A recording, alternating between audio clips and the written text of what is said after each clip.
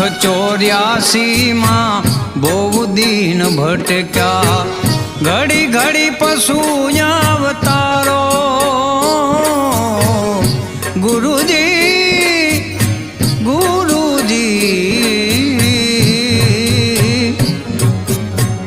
84 માં બહુ દીન ભટક્યા, ઘડી ઘડી પશુ અવતારો